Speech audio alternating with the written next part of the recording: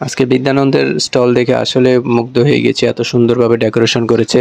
আর আজকের ব্লগটা হবে বইমেলার ব্লগ, কোনো বই টই কেনা হবে না, কিন্তু বিশেষ কিছু বই আছে যেগুলো আমার খুব পছন্দের তালিকায় যুক্ত হয়েছে, সেগুলো আপনাদের সাথে শেয়ার করব।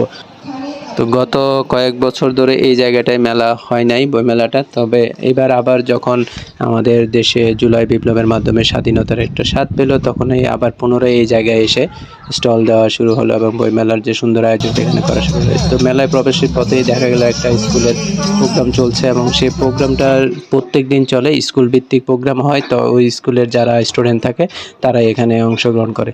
তো এখানে এবারে দেখা যায় বইমেলার মধ্যে ইসলামিক অনেকগুলো স্টল বসছে, তো সেখানে বেশ কিছু ইসলামিক বই দেখলাম।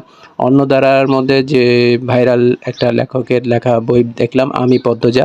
তো এটা গতবার ছিল পদ্মজা নামে একটা বই, এবার এটা দ্বিতীয় পার্ট হইতে পারে, যে আমি পদ্মজা। তো এটার বইটা ব্ল্যাক এডিশন করছে। তো এটা কেন করছে আমি জানি না, যারা শখের বসে বই বা শৌখিনতার জন্য কিনে তাদের জন্য এটা ঠিক আছে, কিন্তু যারা রেগুলার পড়ে তারা এটা কেন কিনবে আমি নিজেও জানি না এত দাম দিয়ে।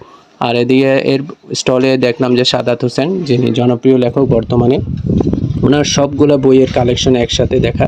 তো ওইগুলোর থেকে তেমনটা ইচ্ছা করে নাই কোনটা কিনবো, কিন্তু শেষ পর্যন্ত দেখা গেল ওনার এইবারের বইমেলায় প্রকাশ হওয়া একটা বই, যেতে যেতে তোমাকে কুড়াই, ওটা একটা ভ্রমণ সাহিত্য। তো টার্গেট আছে এই বইটা কেনার, কারণ এটার বইয়ের প্রত্যেকটা পাতা ক্যালেন্ডারের যে মোটা পাতাগুলো হয় সেগুলো দেয় এবং ছবিগুলো একদম খুব সুন্দর ক্লিন।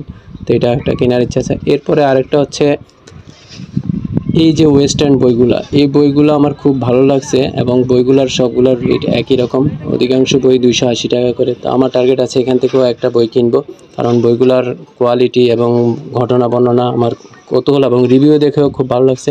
আর এবারের মেলার মধ্যে দেখা গেল বেশ কিছু নতুন নতুন প্রকাশকের স্টল দিয়েছে, যেগুলো আগে আমি যখন আসতাম তখন এটা দেখি নাই। তো আমি ঝিলমিলের ছোটদের একটা বইয়ের স্টলে গেলাম, সেখানে গিয়ে চমৎকার একটা খেলনা দেখলাম। এই খেলাটা কিন্তু আপনারা জানেন যে ক্রস করা বা মিলানো, যেটা আমরা খাতায় এঁকে করতাম, সেটা এখন ঘটির মাধ্যমে। আর এই বিদ্যানন্দের এই স্টলটা খুবই দারুণ, প্রত্যেকবার তারা ভিন্ন ভিন্ন ধরনভাবে তাদের স্টলটা সাজায়। তো এবার সাজিয়েছে একটু পাহাড়ি সাজে এবং গাছগাছালি দিয়ে এবং গাছের শেকল বাকল বা যেটাই হোক গাছের টুকরা দিয়ে খুব সুন্দরভাবে সাজিয়েছে এবং গাছের নিয়ে অনেক ধরনের মেসেজও দেওয়া আছে।